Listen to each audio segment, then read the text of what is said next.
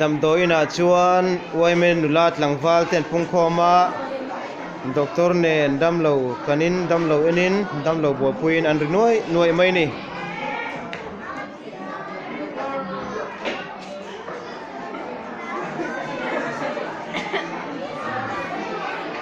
na hian doctor jacob bar ru dani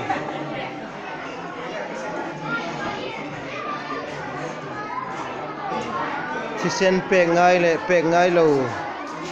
an cheka thisen pedu oime a pon lo tam mai thisen an pe thei lo tlat ani ome aba han van doi thak em thisen thialim chau kan petura ni a dam lo te ta thisen thialim lo kan pe ge ro chuan dam lo ten an tuar thei chu wa chuan thisen thialim chau angai sia member tam takin mitam takin pegan tuma ma sen thei lo lau mai avan doi thlak leni makimite una po annu boy puin annu bula chuan an ommeka an trapom homoni heti la hian dam lo ron kan tudang an mel riat po ni lo waime nulat langwal te chuan thisen an ron peve a doctor in han check chuan alo thei reng mai makimite unau ta chuan va han van ni thak te lul em te chuan thisen an pe a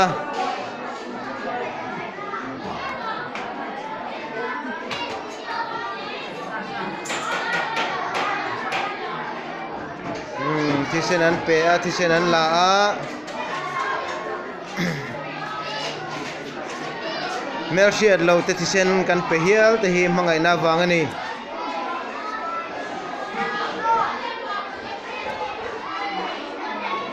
makimino hi atha chuak le thengem ti chu doctor te poin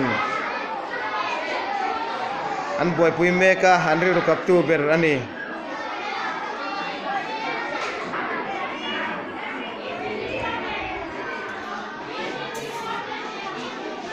makiu mete una chu an vet langwal in an hem me kani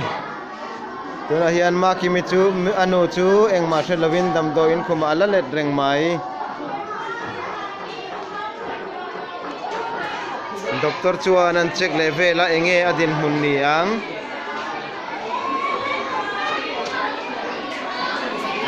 thisen an pe alo tha chuak tereng mai makimino chu thisen ten han pe no chuan thisen anei le ta alo dam that le ta anu ni enge moza dal nu chuan makimite po an lo puitling ta le a sang te chuan doctor atel azirin doctor te po lo ni ta hiala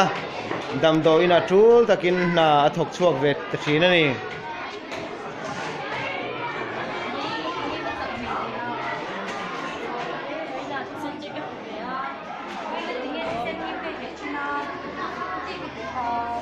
doctor mani sela an mangan lai taka thisen petu an mel riat lo tlangwal kha thil ti kha sereng chuwa chuan doctor meu mani sela athisen pek chu ati turani te sia dam lo mamo te tan thisen a pethin